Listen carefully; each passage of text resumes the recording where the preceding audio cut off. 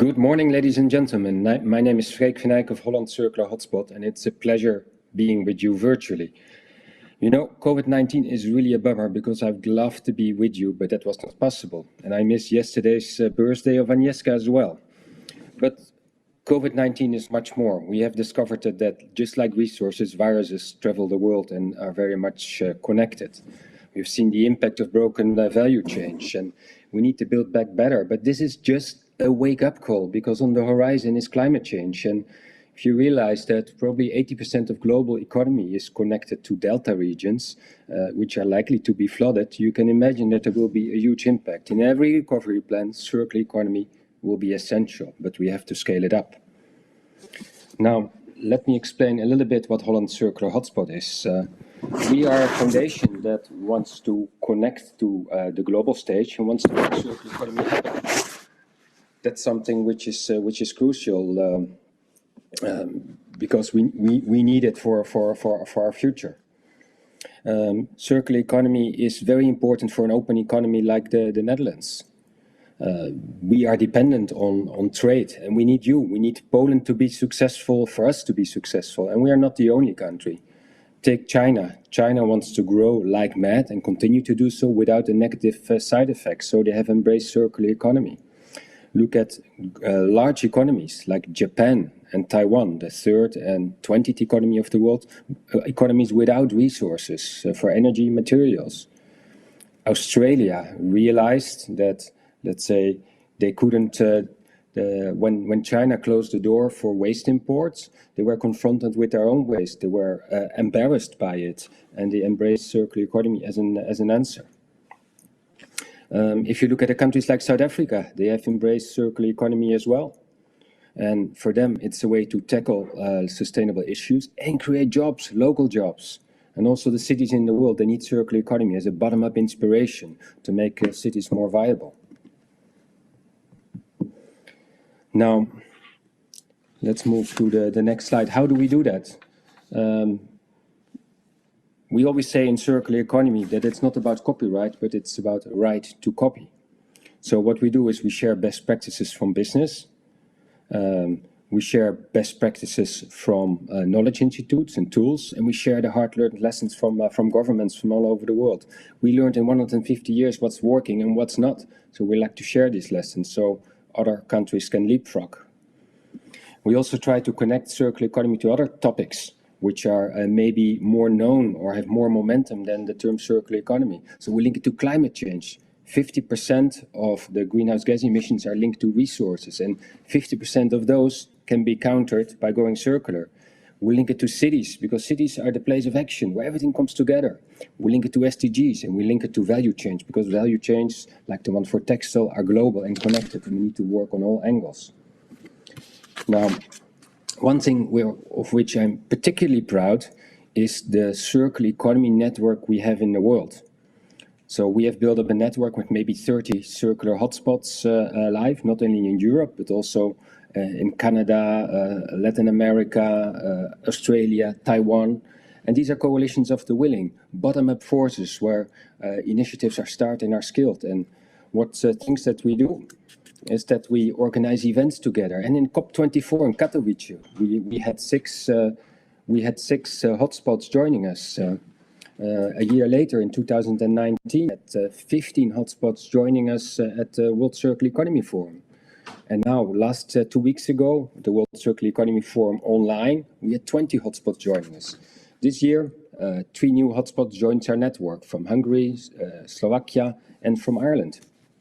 Now, in all this, we have to remember that circular economy is a system change everywhere, wherever you go. In the Netherlands, in Vietnam, in Africa, we have to go from the 3 traditional R's to, well, the 9 R's which we have in circular economy. Not only focus at the end of the value chain, recycle and recover, but think about design. Refuse, rethink, and reduce in the design phase.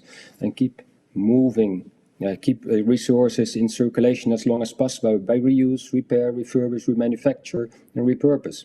And if you look to the picture on the right, you will see that this is a transition. If you are in the lower left and you don't move as a company, you will lose out. Look at the Volkswagen emission scan or the China's baby milk scan, or you have to move up. Typically, you start with waste and resources. And if you work on your own, you can probably do 5%. But if you work together in your value chain, you can probably do 50% or even more. But if you stick to resources, it's not enough. You have to move to new business models, digital platforms, shared models, etc. It's a societal change where businesses have to adopt circular business models and governments have to work on new societal models built on multiple value creation, not only on profit, but also on people and planet. Now, this beautiful picture is my country. It's crazy, it shouldn't exist actually, because we are a very vulnerable delta. We learn to work together to keep our feet dry, and we work together to fight the environmental stress.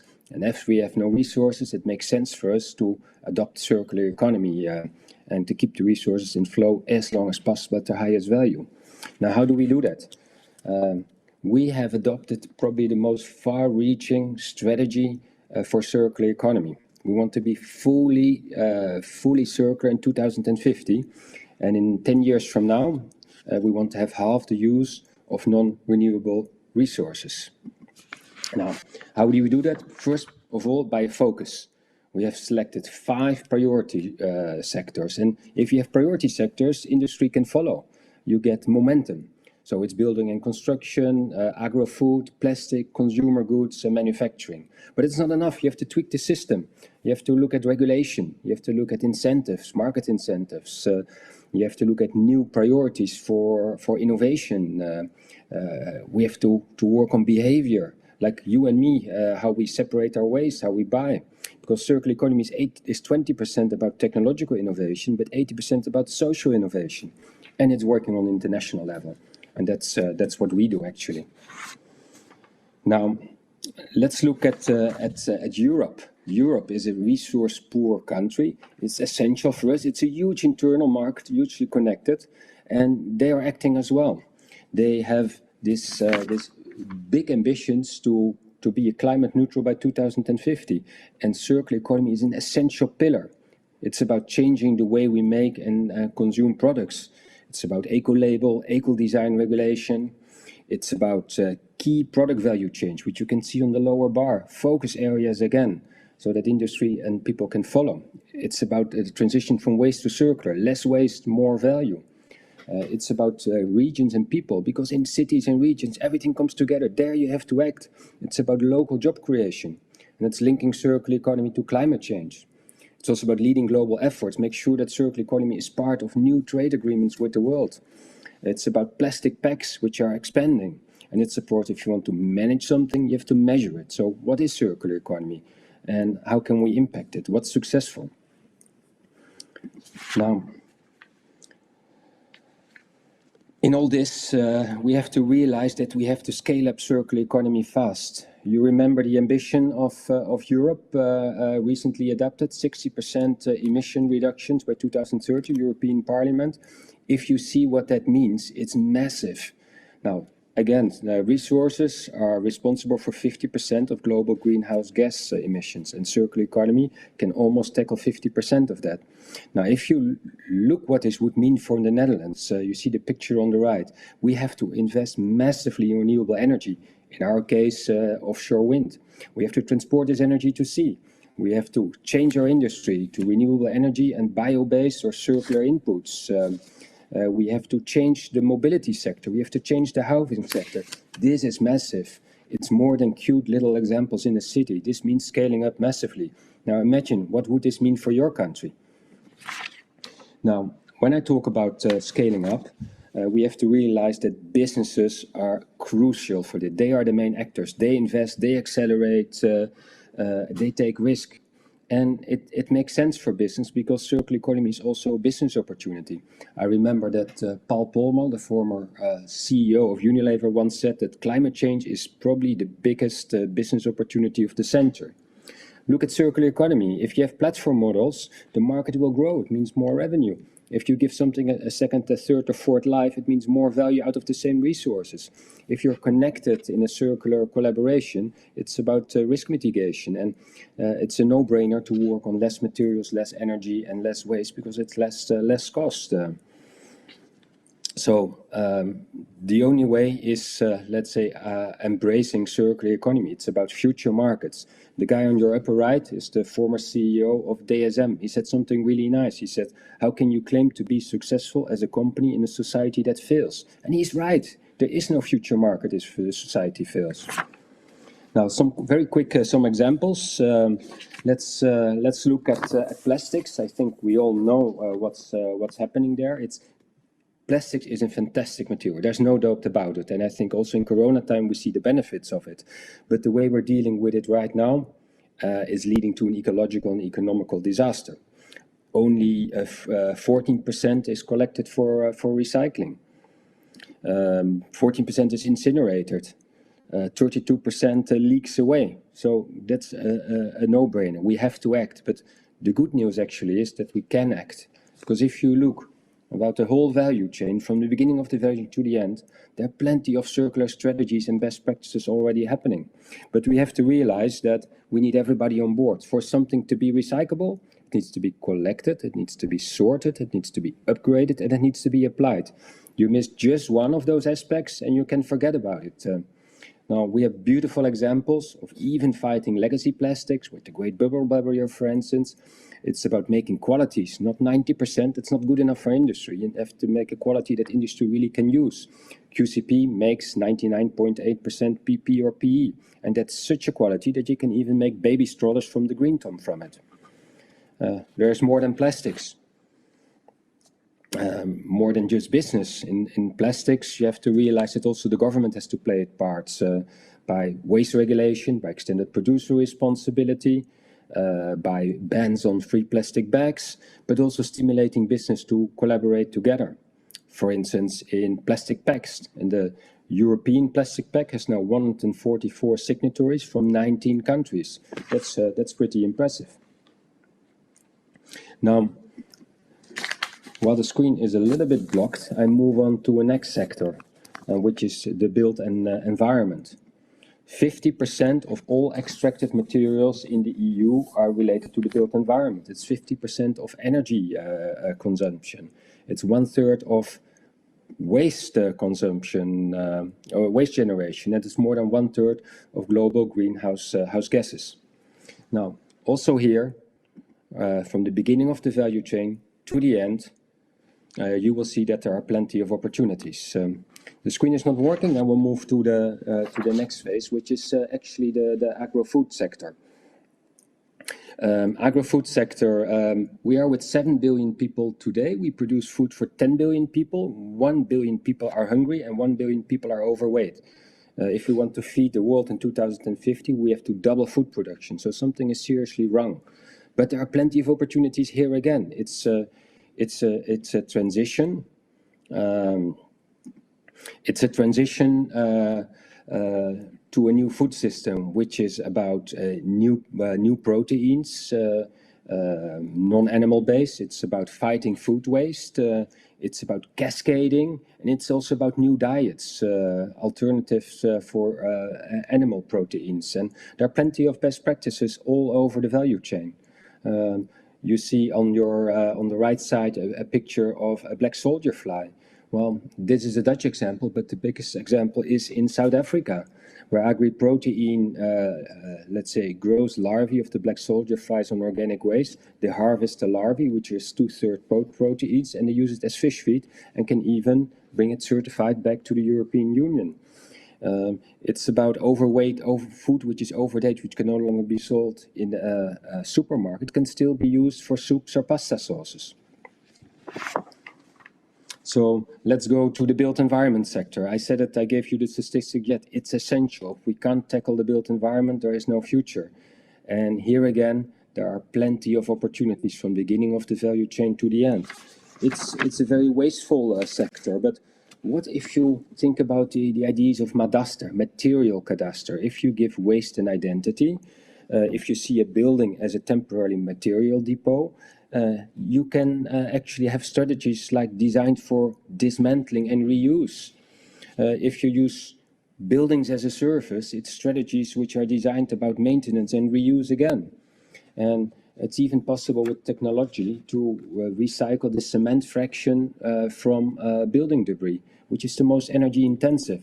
So there are plenty of solutions everywhere. So to sum up from my side, actually closing the loop is happening today. Front-running businesses everywhere in the world are embracing it. It's happening in developed and developing countries, and it's really an opportunity. The glass is I would say, it's half full. The first movers have the biggest potential, but we need to scale it up fast, very fast, and businesses can't do it alone. We need everybody on board, every country, governments at every level, and international collaboration. And with that, I go back to the moderator. Thank you very much. Thank you very much, Freek, and hello, because we didn't have opportunity to say good morning to each other. So thank you for your very interesting presentation and being here with us yesterday and today. And now we will go to another speaker. This time we're going to Finland, and I would like to introduce Kari Herlevi, Project Director, Circular Economy, Sitra.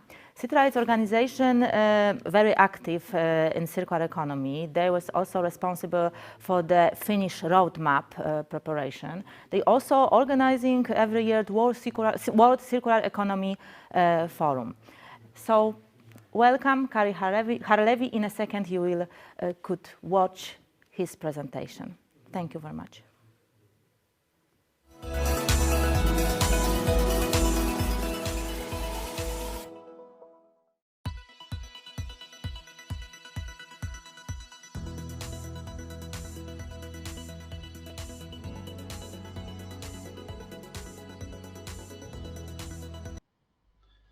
Greetings from Helsinki. So my name is Kari Herlevi. I'm the project director of Circular Economy from Sitra, the Finnish Innovation Fund, and it's always a pleasure to speak after Freek. Very excited and great examples globally. So greetings to Netherlands as well, and obviously greetings to Poland. So this is Kari Herlevi from sunny Helsinki. So let's continue a bit. First of all, about Sitra briefly, because you might not know us so well. So we, in fact, are innovation ourselves. We were established by Finnish Parliament as a gift for 50 of Finland back in 1967. So it's really more than 50 years old organization, and but still the mission is the same, to build the successful Finland of tomorrow. So in that sense, it has been very timely organization for decades, but also changing the way we operate. One of the key questions that we have been asking ourselves is, how do we guarantee a fair future for everyone if the only thing we know for sure is that everything will change? And that's certainly a timely topic for this year as well, through the COVID and recovery times as well. And if you just have a look a bit more closely about Sitra itself, so we are really the independent future house for Finland under the Parliament. We are kind of futurologist, visionary, developer, experimentalist, financier, partner, trainer, networker. And really we are self-funded in the sense that we only use the returns of our endowment capital and capital investments, which is the value of market cap of the fund is around 850 million euros. And all the things that we do together with our stakeholders, so really collaborative approach. Next, if we have a look of, I think I skipped one. Let's go a bit backwards. So basically, as the panelists already this morning presented, we have several crises ongoing globally, from biodiversity loss to climate change and overconsumption of resources. And they are all connected, interconnected in many ways. And if we have a look of the, for example, the 45% of the climate emissions are associated with making products. And these, of course, have a very direct link with the circular economy and how we actually build an economy where we maintain the value of materials and make sure that they are reused and recycled end of the day. But more importantly, that we design waste out of the system. And the second angle that I want to raise here is also, it's more about the kind of material use. It's really expected that it will double by 2060, and this is of course caused by many challenges. Megacities are built, etc. But the third point I'd like to make about the biodiversity loss, and really about that from the resource extraction and processing, the biodiversity loss is significant, 90%, and these are all the main topics why circular economy is really relevant for us today and in the future as well. We move forward. I would argue still that we are in the recycling economy currently. So we are shifting ourselves from the linear economy to recycling economy and gradually to circular economy, where waste is kind of, as said, designed out. So it's really currently a design failure what we are facing. And then if we move a bit forward as well, I think we already looked at the environmental point of view, but of course there's the economy point of view as well. And of course, European Union is a front runner many ways, and circular economy could create a significant amount of jobs, 700,000 based on, for example, EU Circular Action Plan. But of course, we have to be careful here to look the net effects, because we know that the jobs are changing all the time, and some of them will be lost when we are hopefully getting rid of the fossil-based economy and moving to the circular economy. The second point, of course, is about investments, and to make quite investments to there, but they also are many ways lucrative in the European level.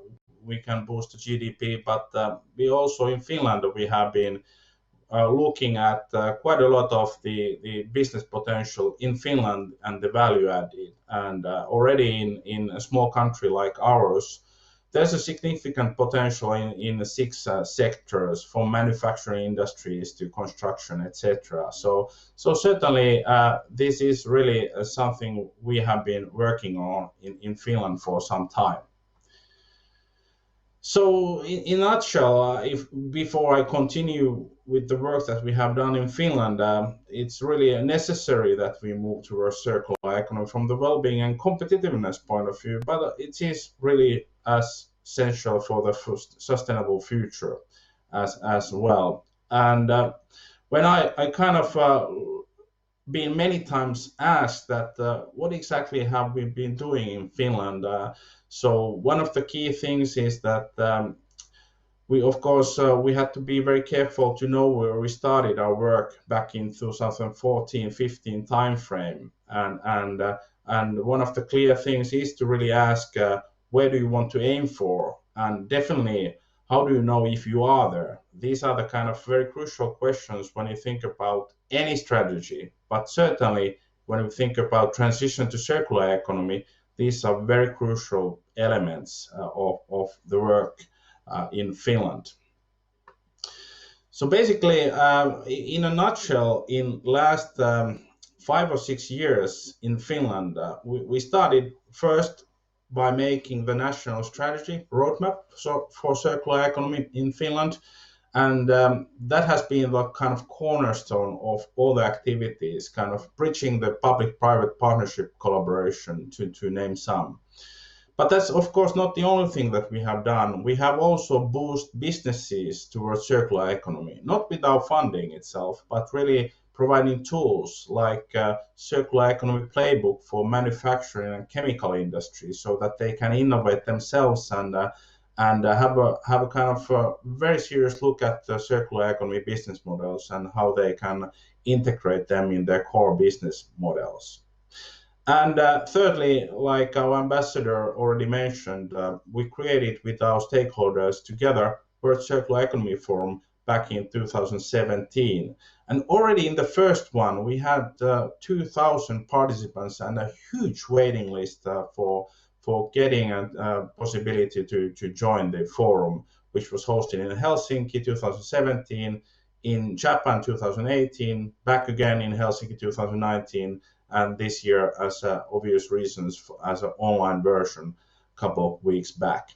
So these are like maybe one of the cornerstones, and also the reasons why Sitra was nominated by World Economic Forum as the leading global public sector organization in circular economy back in 2018. I was asked to share light a bit of the strategy, the roadmap itself, and give a kind of outlook. What does it stand for, and what kind of things have we been doing in that? And this is like a short outlook of it, and of course we can talk later on more about it. But as said, it was after the European Union Circular Economy Package, actually the first country to launch the strategy, and it has been a very beneficial tool for us for make the change and really define the steps that Finland should take, and also to get the kind of full picture, the understanding of different stakeholders' views, and of course also actions. So it's not only like a high-level strategy, but really also about how to implement that.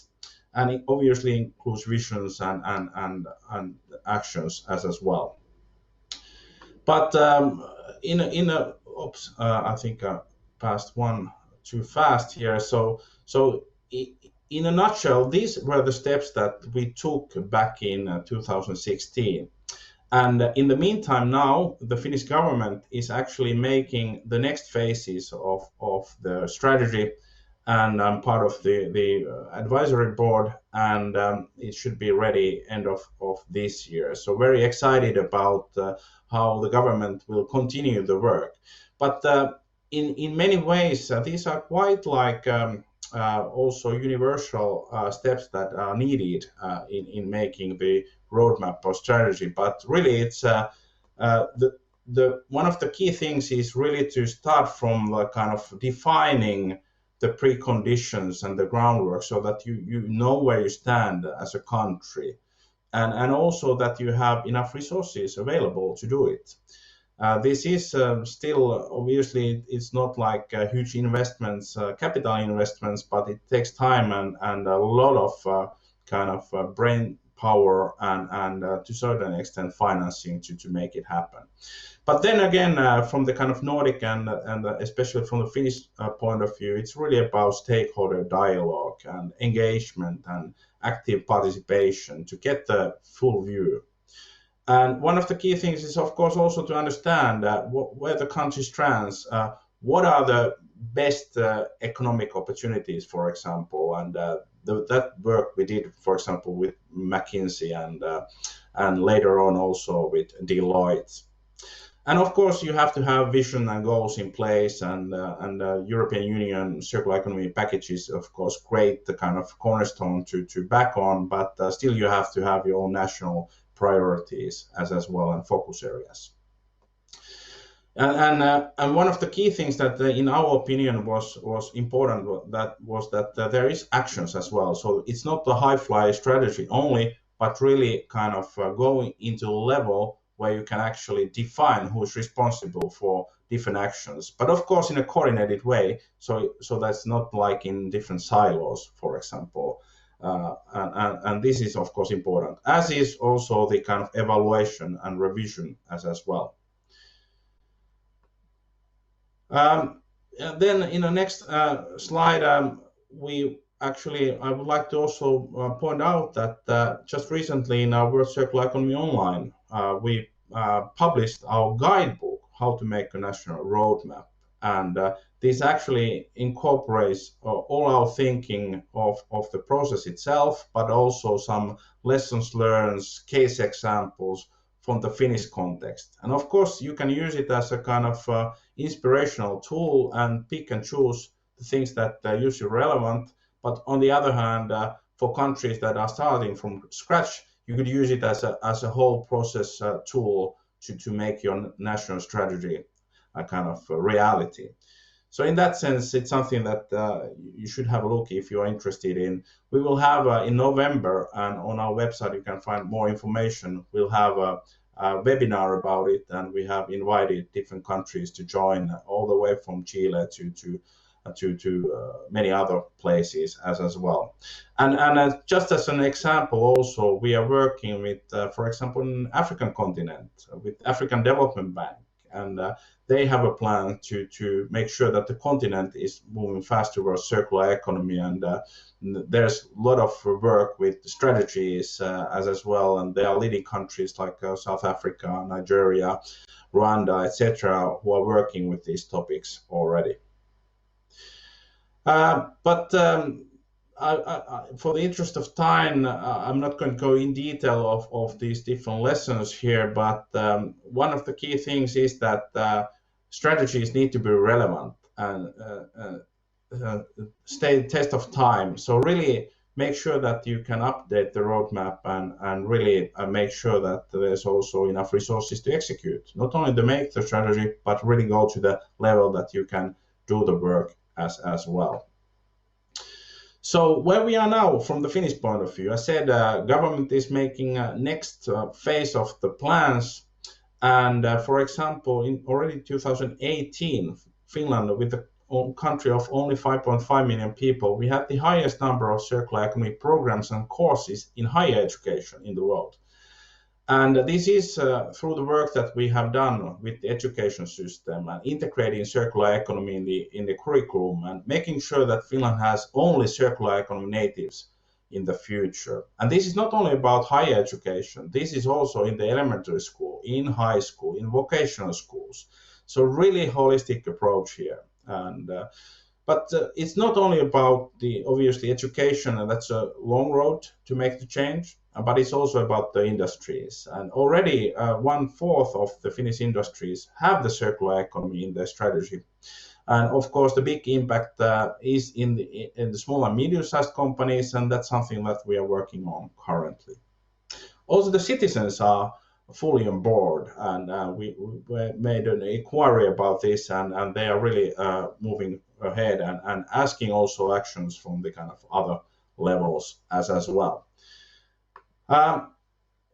Just as an example, there have been a lot of case studies already today, but if you are interested of kind of quite holistic approach, we have a circular economy most interesting list on our website. It's very popular. There's a lot of downloads and viewers. It's really about around 130 case examples from Finland. So you could check that out and see yourself good examples from Finland. But we didn't stop there. We, of course, have international outlook, and this was published in our World Circular Economy Online a couple of weeks back, 39 inspiring solutions globally from different sectors and continents. And there are already also videos as well available for further review as well. But I would like to conclude here and just state that, of course, the work is ongoing, and in our global community, we will continue the work, and the World Circular Economy Forum is continuing next year, as said, in Netherlands and also in Canada later on. So it's truly a very international collaboration work that we are doing together with different countries, organizations, and like Ina Anderson said in the World Circular Economy Online, we have the power to make a transition to circular economy. We just have to do it. Thank you very much. So thank you very much, Kari, for such interesting presentation. It's great that such institutions, organizations like yours existing and do so powerful and important things which really make a change. So thank you very much. And now we would like to show you a little bit business perspective. So I would like to introduce Agata Czachórska from IKEA, our great partner, which we cooperate with IKEA for many years already. And this is the really front runner regarding circular economy. And they really make a change, I think. They, of course, start to make a change from themselves, but they really want to influence others. So Agata, welcome you here and show us your experience, your perspective.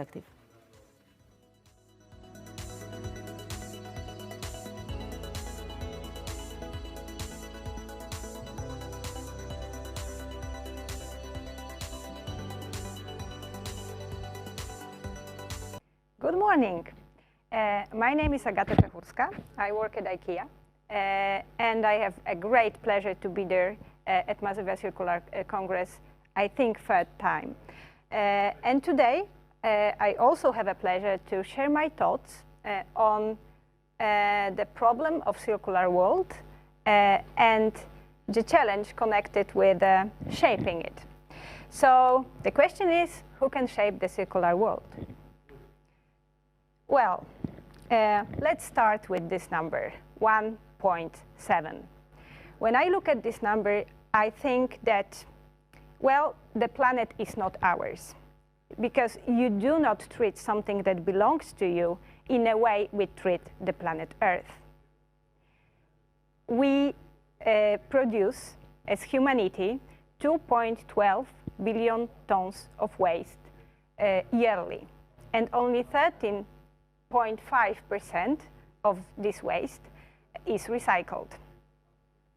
The mammals, the birds, the fish, amphibians and reptiles, their population during last 50 years dropped down by 68%. So, our planet is not in a good shape, and we need to do something about it. And I also think sometimes that the planet would be better without us. So, 1.7. This is how much we consume each year. 1.7 planet. And the world. The world is now 8.6% circular only. So, what we can do about it? Who can shape the circular world? Who can save the planet? Well, people.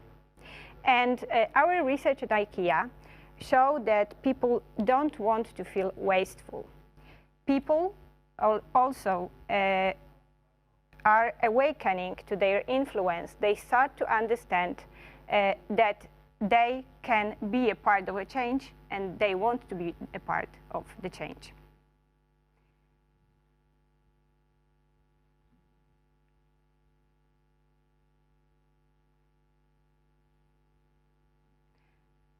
So, thinking about people, we have the power.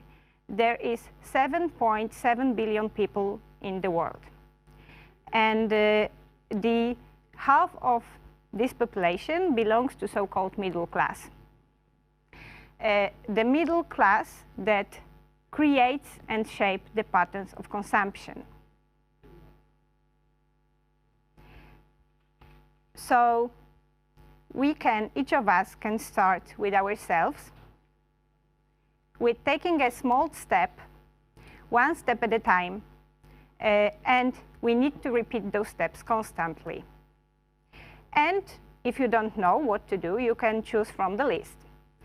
So you can think about the things you already have. You can take care of your stuff that you already have. You can search for easy ways to prolong product life, and also read instructions and user manuals to know how to take care about the things in a proper way. You can refuse single-use plastic. You can also minimize waste, including food waste, and sort them. You can try to make responsible purchase choices. You can also be a micro-activist. You can talk to your friend or your neighbor. You can also challenge your favorite brands. And if you still don't know where to start, well, you can download and install IKEA Better Living application. So, please remember, as Anne-Marie Bonneau wrote, we don't need a handful of people that do zero waste in a perfect way. We just need millions of people doing it imperfectly. So you might think that we would like to throw the responsibility on consumers' shoulders. And you may ask, so what about the business? So I think that we need united front with the business, and here it goes. The same as people, business don't want to be wasteful. This is irrational. Business has the potential of influence, and responsible business wants to be a part of the change. So, thinking about our consumers in Poland, we have 38% of idealists who have this personal empowerment to act in a planet-friendly manner. We have 30% of supporters, and these are people that believe that everyone needs to do their bit, to consume less, to reuse, to reduce, and recycle. And we have 35% of disempowered people. And this is the group that needs from us, from IKEA, a special kind of a treatment, of a therapy, so they can also act in a planet-friendly manner. And when it comes to IKEA, we have our goal for 2030 to inspire and enable 1 billion people to live better everyday life within the limits of one planet. We also have 706 million visitors to our stores last year. We had 3.6 billion people visitors to IKEA.com, and we have 150 million IKEA family members, our biggest and most devoted fans. And this is our potential, the potential of our influence and the potential of change.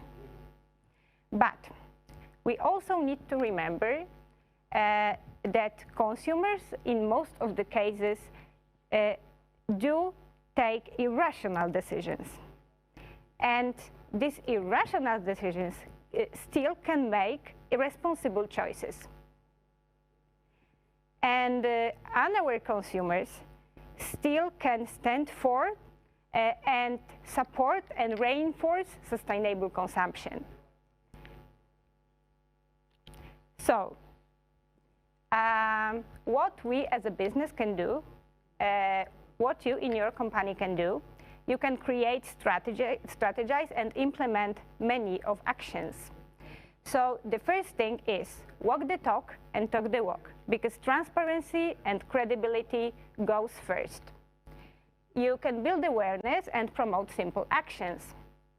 But please do not overestimate education. Even if customers are aware and they are educated, they can still make irrational choices. And invest your time and invest your resources in circular design and circular supply chain, so your offer becomes more and more circular. And be ready for those who care and those who don't care. And choose the benefits of your offer wisely to promote them, and diversify those benefits. Be also ready to go all in. And the message I would like to leave you with is, let's act, let's share, and let's influence. And that would be all from me. Tak. Tak for this opportunity to be there and to share my thoughts on people and business and how we can shape the circular world. Once again, thank you.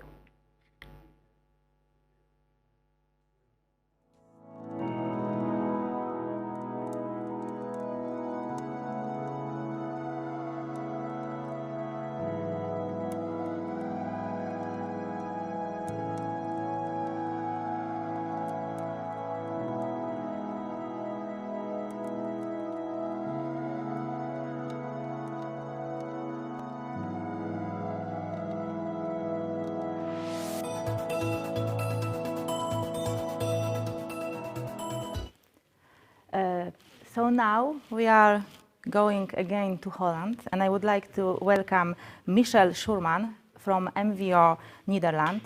This is also an organization which supports companies in transition into more sustainable development to show the companies how to operate under new economy idea. And what does it mean, what they do, Michel will tell you in a second. Good morning, Michel. Welcome again with us. Good morning, Agnieszka. Nice to hear you again. Thank you for having me on the show, and good morning to all who is on the other side of this screen and camera. I'd like to talk to you about another side of the circular economy, and that's the societal business models. You've heard from previous speakers that, for instance, in the Netherlands, we have some lessons to share, but we also have still a lot to learn. And also in that learning, we'd like to share some steps with you, and that I would like to do in the next, let's say, 10 minutes. And I would also like to add on what's been told from Finland and also from the previous speaker from IKEA on circular business models and who plays which role. Well, shortly, who am I? Agnieszka already mentioned it. I work at MVO Nederland, and MVO Nederland is a business network. We have about 1,700 companies as a member. And I've been working there for about 8 years, supporting businesses with new business models. To the people of the technique, I cannot get to the next slide. So hopefully you can help me out here.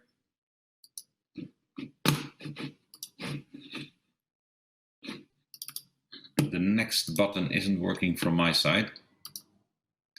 I'll continue my presentation and hopefully, yes, here we are. Thank you. I hope this works. No, so I will say next slide. That's how it works. Can I get to the next slide, please? Now I'm able.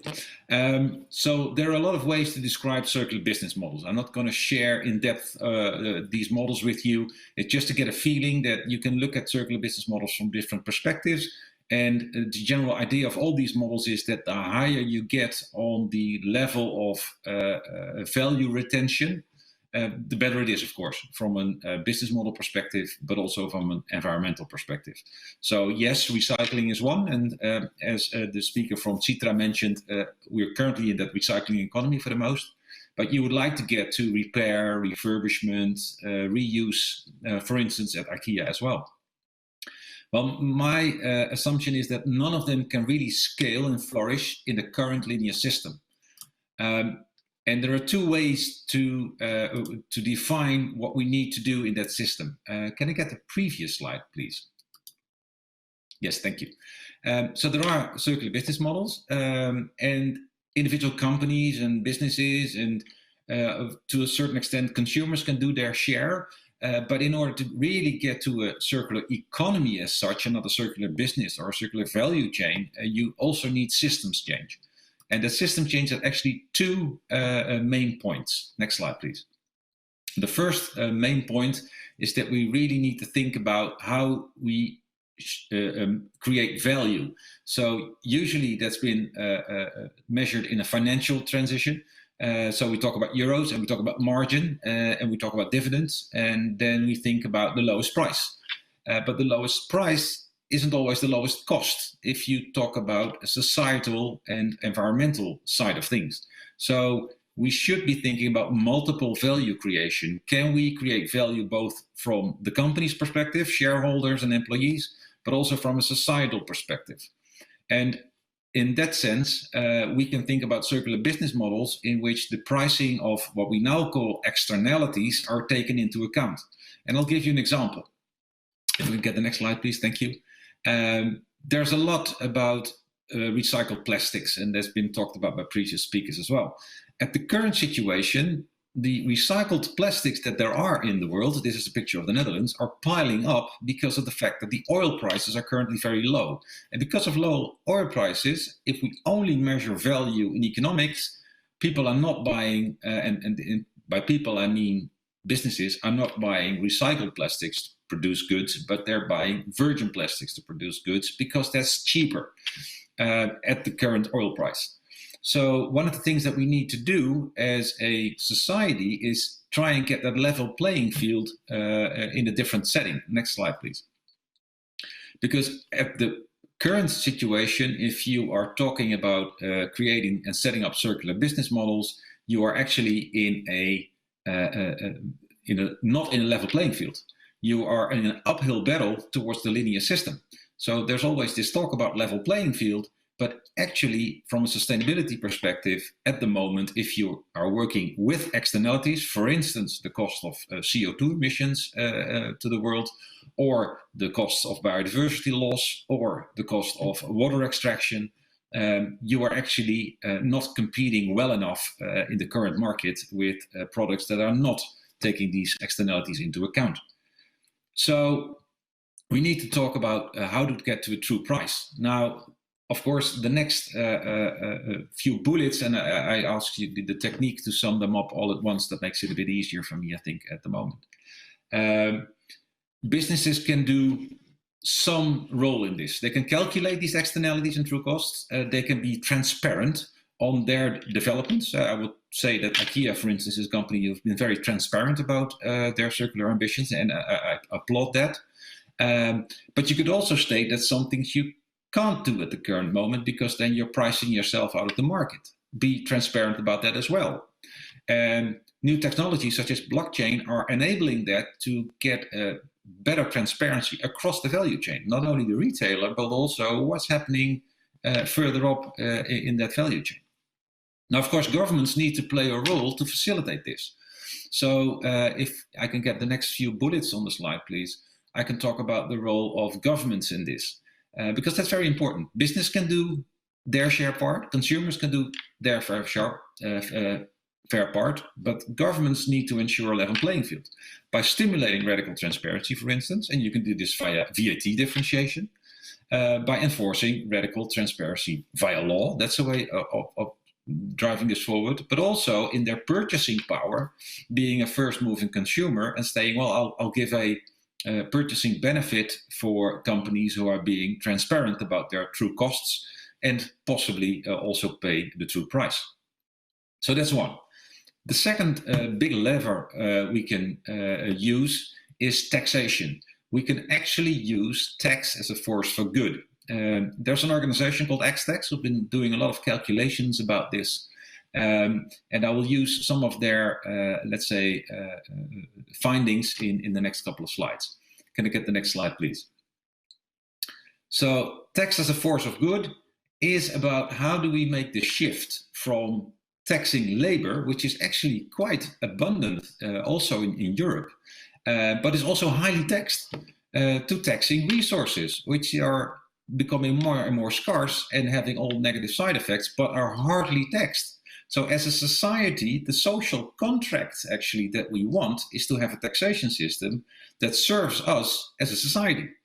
Now, the current status, of course, is almost the opposite. We're taxing labor quite heavily and we're taxing resources very low. Now, if you put that in the current perspectives of the COVID economy, it's very interesting, and that's shown on the next slide, that the current crucial jobs, nurses, teachers, bus drivers, people who are cleaning, people talking about our security, are actually, they're all sectors in which labor is a very big part of the total cost of the sector. So these are actually very heavily taxed professions. Now, what you would like, if you could get the next slide, please, is lowering these costs quite intensively. Because if you would lower taxes on labor, you would get more medical staff, you get more teachers, you get more firemen, police, etc. But also, and that shifts to the circular economy part, you would get repairs or refurbishment or reuse at a much lower price as currently. Because now, and let's use the example of a television. Let's say a television costs 150 euros. And it's broke, and if I would like to repair it, it would cost me maybe 120 euros. Why? Because the labor component of repair is quite big, and we tax labor quite hard. So if the new television is 150 euros, I'm inclined to buy a new one, because 120 to fix up an old one, not the best deal. If the resources were taxed much higher, then the new television would be more costly, and repairing the old one would be much cheaper. So resources are hardly taxed, and you can see this in this slide as well. It's across the economy. So circular business models save resources, but need more labor, like I said. So getting to a tax shift, you would incorporate all the taxes that are in, let's say, resource usage, and lower, like I said, for instance, the VAT on repair. Sweden is one of the countries who have now lowered the VAT rate on repair. I think that's one of the good examples in Europe, how you can stimulate circular business models. So what we would like to do is we have a low tax on what we want as society, which is jobs, and we would like high tax on what we don't want, which is resource scarcity and pollution. Now, X-Tax, as I mentioned before, has calculated this, and this can be done with keeping the nation's total tax income intact. So it's not a good argument to say, wow, that's not going to work because then we'll be broke as a country. No, they have calculated this with the big four institutions. So I talk about KPMG, EY, Deloitte, etc. So these are, I would say, the smart accountants of the world. And they say, well, it could be done, but we need to play a role in this. So my let's say statement here is that we need to work towards a shift in taxation. This could be done nationally. Every country could do this. Ideally, of course, from a level playing field perspective, you would say, well, let's do this in Europe. If we want to do it in Europe, it would need to be done unanimously. So that's quite a challenge, but that wouldn't stop any countries from starting itself, because you would gain a competitive advantage if you would direct your economy in such a way. So to sum it up, there are two, I think, main levers to talk about and to work upon if we talk about creating a circular economy on scale. So yes, there are good examples of circular business at the moment. You talk about 10, 15% maybe of a market share. But to really get the scale, there are two elements in the systems change that need to be worked on. Can I get the next slide, please? And the two elements, like I mentioned, is getting to a true price, be transparent, calculate the externalities about this, and talk within the value chain if you can actually implement measures that are incorporating this true price. And the second one is rethinking taxes. And again, I think it's very good for everyone in this audience to really think about, all right, tax should be serving what we need and what we want as a society, as human beings in a country. Taxes should be good for us, for our development. How do we implement a tax system that actually drives this circular economy forward? And then on the final slides, I would say then we are shifting the playing field, which is currently not a level playing field, because of the fact that we're not taking these external prices into account. The old economy is not supporting a lower tax on labor and a higher tax on scarce resources and pollutions. And what we need to do, and that's the final slide, is tilt this playing field the opposite direction. So new business models either by themselves are getting the preferred supplier option. That's what I'd like to share with you. I don't know if there's room for any interaction or questions, but I leave it up to you, Agnieszka. Very much, Michel. Today we have so packed program that it's difficult to have questions from audience, but I would like to invite Karin Huber-Heim, Director of Circular Economy Forum Austria. And actually Austria recently also prepared a circularity gap report for their country. So we will also be very interesting to hear what was the result. So Karin, are you with us? Yes. Oh, good morning. So I leave the floor to you now.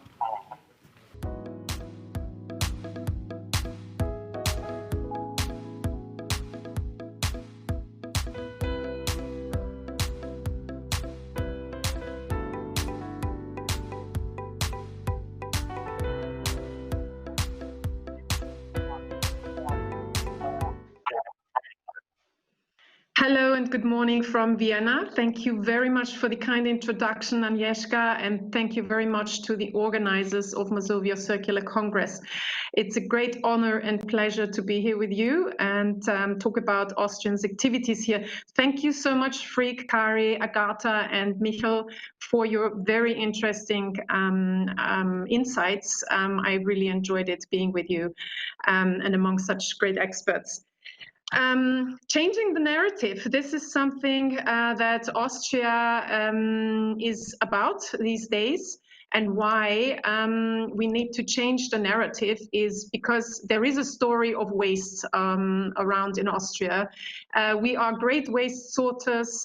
We have wonderful waste management structures.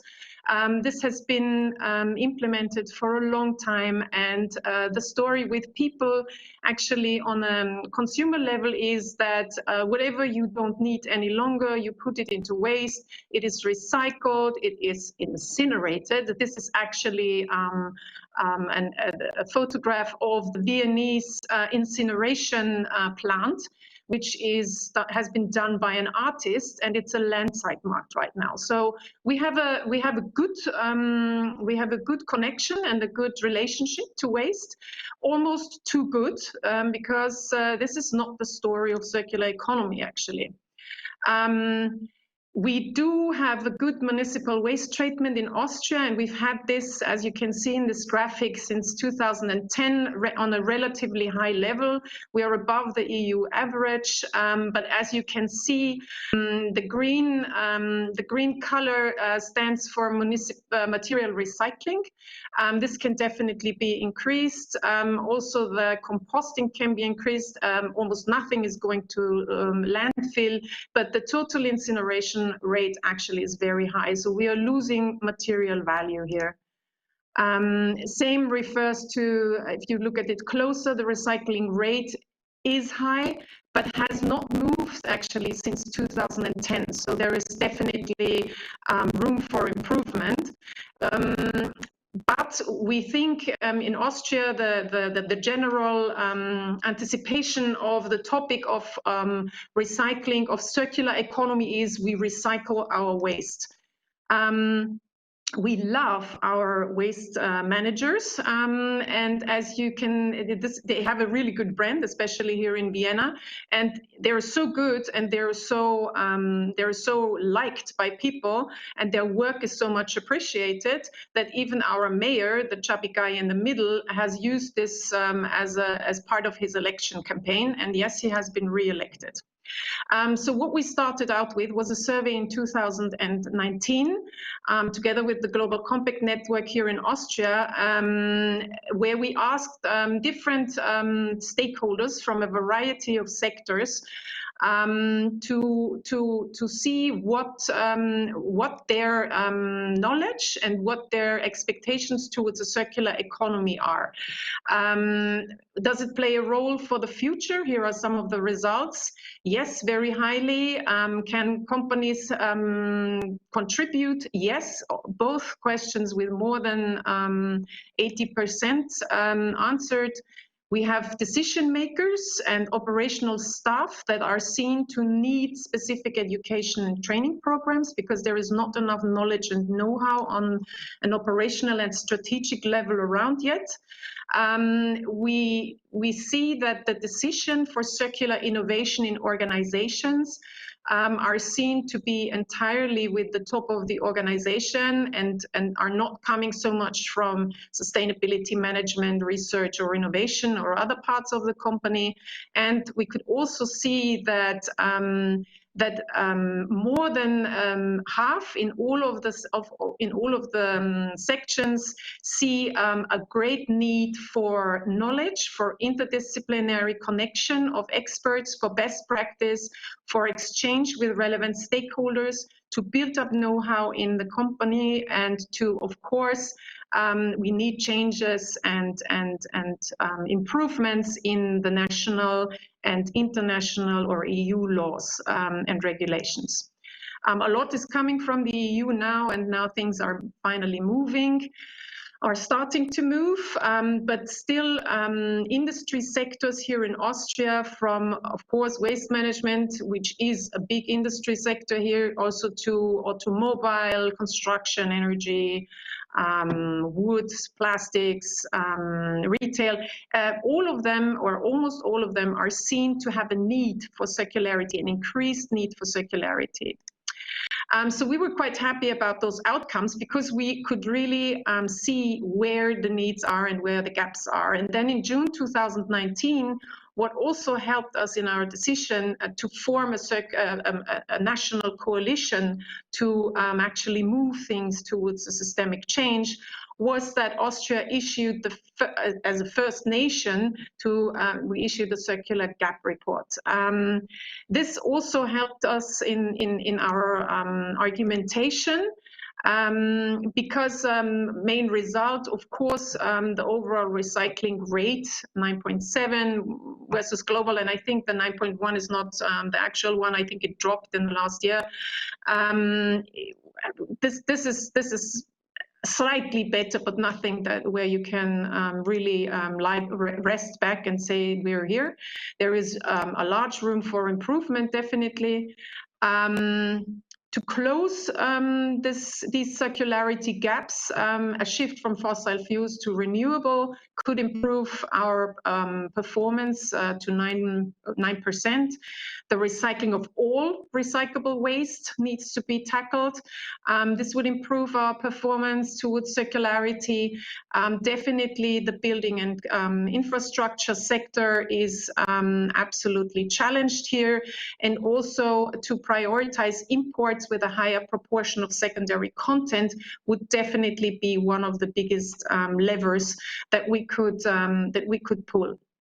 Combine those four actions that are actually doable. They are within or could be within reach.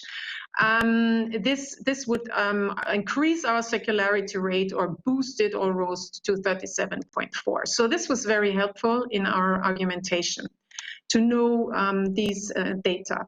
The recommendations of the circularity report were to build a national coalition that is diverse and inclusive, of course, to work on national strategies, because we still do not have a national circular economy strategy. Austria has a bioeconomy strategy, but is currently working on a circular strategy for the country, to develop framework conditions for monitoring, and definitely to promote the mutual learning and knowledge transfer.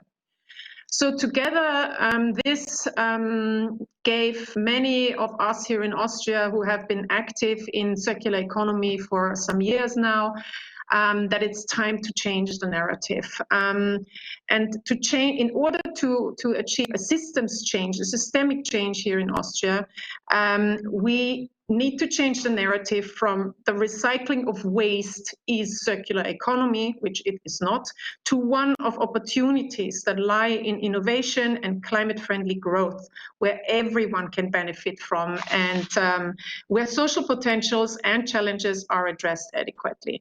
So this is really something where we thought this should be the first step into our work here, and this is when we decided to form the Circular Economy Forum Austria, and we defined circular economy, and I don't need to do this here now, but we worked with a very holistic definition of circular economy, from a regenerative economic model down to enabling resilient growth. I don't need to get into this because we're full of experts here, but it was important for us to work with a holistic definition. This is a collaboration of, or a platform built out, it's coming out of the Bertalanffy Center for the Study of System Sciences, from a research group that brought together Circular Futures, which is the organization in Austria, Österreichische Plattform Kreislaufwirtschaft, that has done amazing work so far with informing regulators and policymakers and providing information here and providing support. We have Respect as one of our founding members. This is the Austrian Business Council for Sustainable Development, where Austrian companies who are already engaging in sustainable development, SDGs, are active and have learned in the past years and built up some knowledge already on circular economy. We have Design Austria in it. This is the association of 1,400 Austrian designers, from product design to process design to information design, and building this platform. This is a very inclusive format with several sub-formats to bring Austrian companies into a more holistic thinking of what circular economy can provide them with. We are empowering decision makers, we build capacities, we are looking forward to form a circular innovation ecosystem, and we of course at one point are into monitoring corporate progress towards a circular economy. Let me change the slide. This is just briefly our vision. We want to act collaboratively in accordance with the global sustainability goals. All companies should do this, and the forum should be a hub and a pivot for the systems transformation of the Austrian economy. We do have circular frontrunners so far, and this is beautiful to be able to show. We have, and I would like to show you some of them briefly. We have Baukarussell, which is in the construction sector. It has elements such as heating systems, windows, roofs, panels, and they are taken, the material is processed and reused, and it's a highly collaborative network consisting of architects, the Austrian real estate company, the federal real estate company, and RepairNet, and socio-economic enterprises. This is a success model so far, and we're very proud to look into this and happy to show you more of it at another occasion. We have Lenzing AG, which is a large fiber producer with a big sustainability program, but they have a circular business model where they take used fabrics apart into fibers and rework it into fibers again. And please, Lenzing, my apologies for this very simplified explanation if you're listening. I'm sure you can do better, but this is just because of the time here running. We also have, of course, companies in the packaging sector that are working on several aspects of material reduction, design for recycling, the use of alternative materials, and multi-use packaging. We have an amazing company with a new business model called Refurb. It's an online marketplace for refurbished electronics and other products like e-bikes or kitchen appliances. They're expanding constantly, and this has been a real success because it's also climate. It's also good for the climate, and they have numbers on this, which is amazing. And they are present currently. They have been growing in the past years, and they are present in Austria, Germany, Italy, and Poland. So if you are around those countries, please look out for them. We also have a company, oops, I'm sorry, that was my fault. We also have a company called Blün. This is a very interesting project, which has proved to be a great business model. It's a sustainable closed loop that combines the cultivation of fish with the cultivation of vegetables in a hydroponic culture. This is an urban farming startup and supplies citizens, renowned restaurants and cafes, as well as selected trading partners with local fish and vegetables. And it also is serving the taking down of the energy consumption. This is successful, and we are very proud of those. There are more than that, but due to this time frame, I would like to close the examples here now, and really express once again my gratefulness to have had the opportunity to speak here, to be with you here, and to stretch out our willingness to collaborate across borders, because what is really important for us here in Austria is that we're not closing a national loop here. We want to collaborate. We want to create cross-border collaboration and cross-border exchange of knowledge and experiences, because we need to learn from those who are already further ahead, and we are very willing to share knowledge and experiences with those who may be not at that stage yet. I think we're stepping in here at the middle, or at some point, and we would be very, very interested in finding collaboration partners. Thank you very much.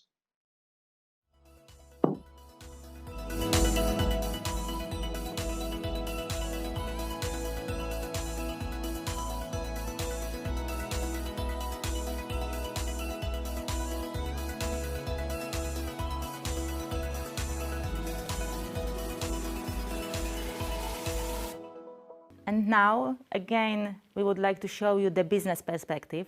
And I'm happy to have here Mr. Frederic Guichard, General Manager of Żywiec, Zdrój and Danone. And this is, again, another example of sustainable company who really lead their business in the wise and sustainable way. So please share with us your experience and tell us what you do to make our planet healthy. Dziękuję bardzo. Dzień dobry. Hello everyone. Thanks a lot in the name of all the people of Żywiec Zdrój to invite me to contribute to this Circular Week 2020 event. Why are we here? Well, I hope it is not a surprise for many people to see us here, because at Żywiec Zdrój, sustainable development has always been part of our DNA. Our operating model, it's actually the philosophy that we are having to run modern business today. And every year we do our best to bring this to life with our concrete actions. So for many years we've been acting to promote healthier drinking in Poland. We are also protecting a natural resource by definition, by mission, which is our natural water and its environment, down in the south of Poland, in the Beskid Mountains. And we are working every year to reduce, of course, our environmental footprint linked to our operations. As a matter of fact, we've reduced our carbon footprint, for instance, by 46% in the past 10 years. So we do our best every day to fulfill our mission in the most sustainable way, mission which is to bring these natural waters to their consumers in the safest and most convenient and most sustainable way wherever they need it. And for that, we need packaging. Yeah? We need packaging to transport in the safest way the product to the consumers where he is. You can see on this chart some of the products that we have in our range. And obviously, even if we have lately innovated in the area of glass packaging that you see here, or even on aluminum cans packaging, most of our packaging today is made of PET, which is the most convenient, safest, and best way to bring the product to our consumers at the moment.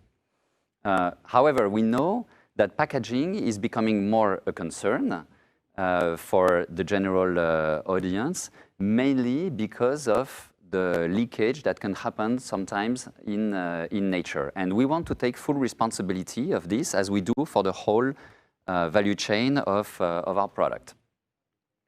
So for many years, we've been acting on that, and let's say we thought we were doing a really good job. First of all our products are 100% recyclable for many, many, many years.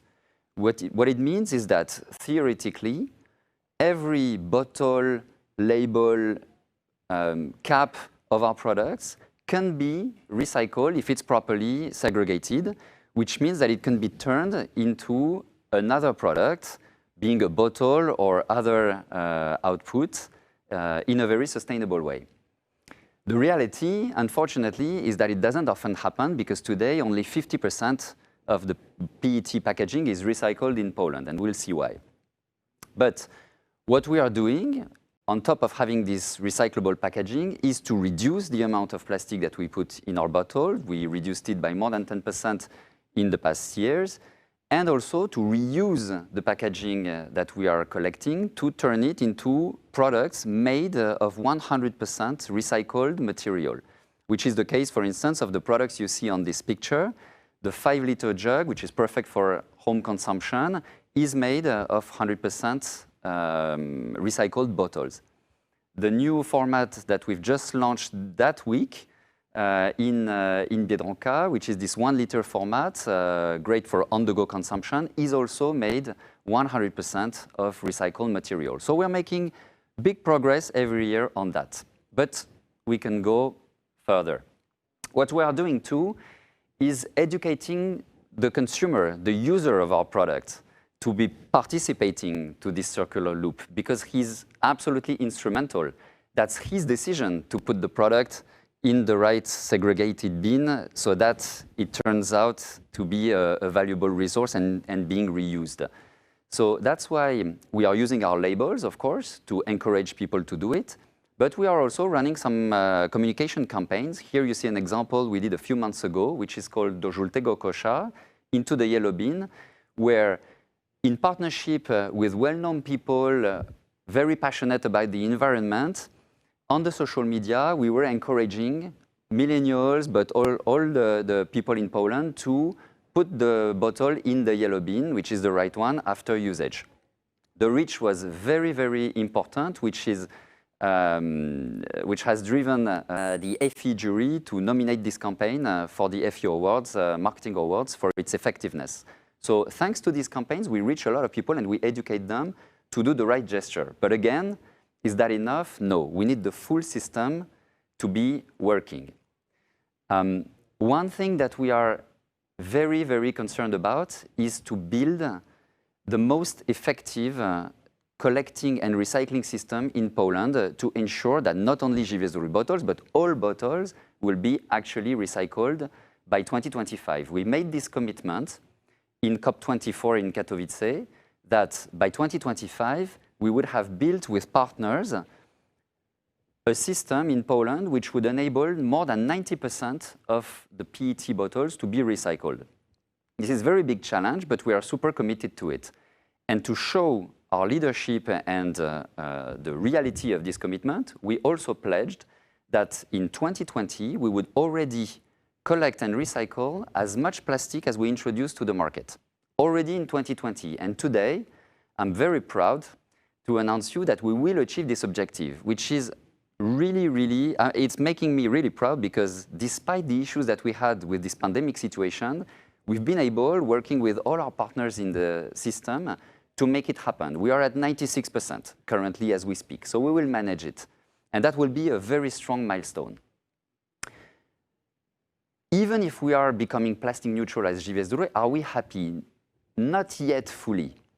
Because for the moment, even if we can do it, we know that the system doesn't allow everybody to do it. As a matter of fact, with the current system in Poland, if all companies like us would decide to do the same and to collect as much as they want, they would not be able to do it, because the system has limits today. So that's why we want to work on it with all partners, but also industry, competition, retailers, authorities, NGOs, all people, all associations, all parties who have a role to play in building the proper system.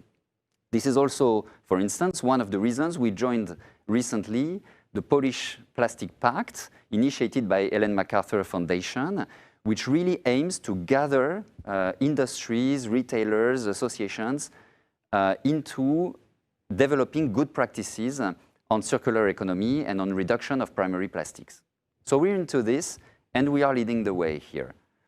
What we know, and let me introduce you what the loop of plastic packaging for bottles could be. What we know is that we have to act on each of these elements. We need recyclable packagings, we need the consumer to segregate it properly, but then if we want to turn these bottles through the recycling process into new recycled bottles like this 1 liter bottle, we need the system to be able to collect them and recycle them at a very high level of quantity and quality. Today, like I said, only 50% is actually recycled through this system. And to achieve numbers of 90%, we don't have a lot of options. We need a deposit system. In Poland, like it happens in many countries already, this is actually the only system which is enabling such results to be achieved. What is deposit system? It's simple. When consumers buy a bottle, he pays for an extra fee, an extra deposit, that he gets back when he brings back the bottle to the store after usage, when it's empty. Through the reverse vending machines, for instance, that you see here, or through collecting bags in the smaller stores. So it's very convenient. It exists in many countries, and it's driving results. If you look at these benchmarks all over Europe, all the green countries you see here have implemented the deposit return system. All of those, as you see, are already achieving more than 90% of collection and recycling. As a matter of fact, countries who haven't been into this, like France, for instance, who's invested for decades already in a producer responsibility system without the deposit system, are now plateauing around 70%, and they are considering it. So it's very important for Poland to invest from day one in the right solution, which will bring the right results. And this is what we are pushing for. The economic benefits and the political benefits of this DRS system are enormous. For producers, of course, because even if it's high cost and high investment, it will help producers to get from the system a higher quantity and a higher quality of recycled PET to enable to close the loop and reuse this material for new packagings. But for the state, for Poland as well, it has an important benefit, two important benefits at least. One is to create jobs, to create employment around the recycling area, preformed producers of recycled PET, for instance, who don't invest today in Poland and who could come to do it when the supply would be guaranteed.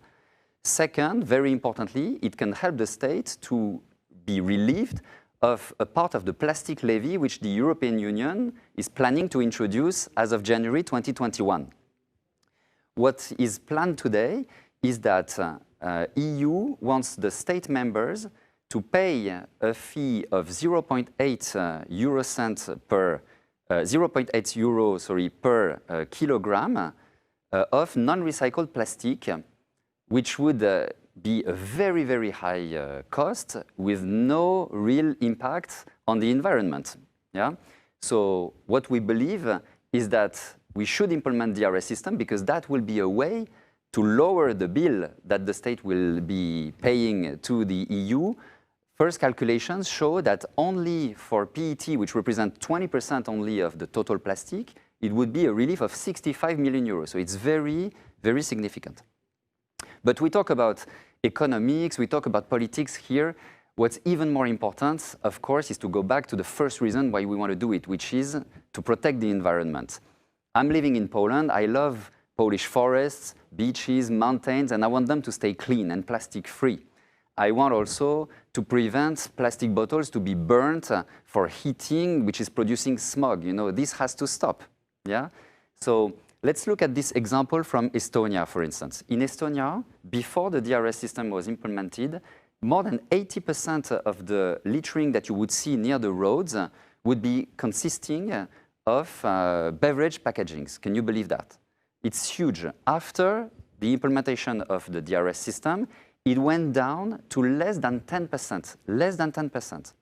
So this is possible in a couple of years in Poland as soon as we implement the DRS system. It's a reality. So we talk a lot about that. You see that we are passionate about this. We are ready to implement it. We have done a lot of research and studies. We know that there are some fundamentals, some key success factors to make it work. The first one is that this system has to be made mandatory by law. This is where really authorities have a big role to play. It needs to be a unique system to avoid competition between different systems, which would create confusion for consumers and which would create competition for the ownership of the plastic material, which would be not good. We need the system to be managed by the industry. This is very important because, as we said, it's a very heavy, costly system to implement. So only the producers who would pay for it would be the best ones to make sure that it's managed in a cost-effective way, which would lead to not having inflation for consumers on their favorite products. But it has to be done in a non-profit formula, fully transparent and controlled by the state, because this is absolutely possible, and this is what's happening in the other countries. Last but not least, we need to be clear about the scope of packaging which are included in this system. Plastic, PET for sure, Cans, aluminium, maybe glass, one-way glass could be introduced. It's important to make it clear and in the law for the consumers to understand what happens and what to do. So, in a nutshell, I hope that you see through this presentation that closing the loop on PET plastic is around the corner here. It's a reality. It's imminent in Poland. We can make it work together. It will bring enormous benefits from an economic standpoint, from a political standpoint, but number one, for nature and for the environmental standpoint. We can really take plastic out of nature where it doesn't belong and turn it into a valuable resource, turn it into new products, lowering significantly, at least by 25%, the carbon footprint of our operations, and make a better planet together. So the industry is ready for that. We are aligned behind this recommendation. We are now expecting to get a mandate from the authorities to go and implement it in the most cost-efficient way. So let's close the loop together. Thank you very much.